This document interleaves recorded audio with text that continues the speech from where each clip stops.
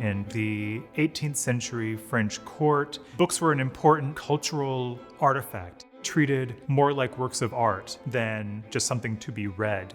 These are pieces that are quite individual, both to the binder and to the individual who owned them. They chose bindings to show off who they were.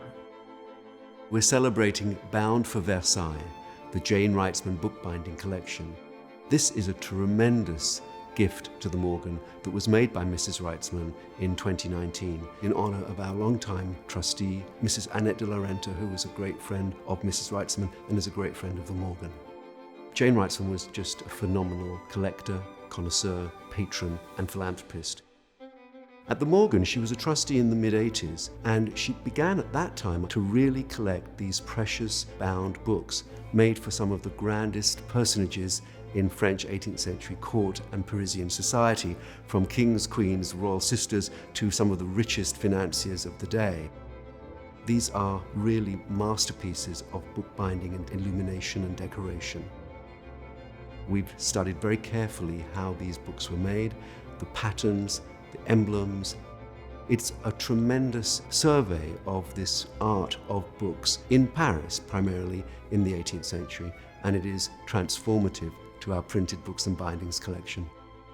Jayne and her husband, Charles Wrightsman, collected with a very strong eye to understanding the artistic and cultural importance and significance of the material she was collecting.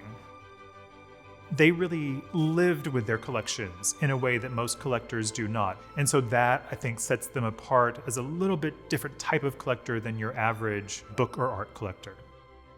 The exhibition has been brilliantly conceived by our curators and designers to intimate, if you like, to give you a feeling for Mrs. Wrightsman's grand residence and to give a feeling of the 18th century.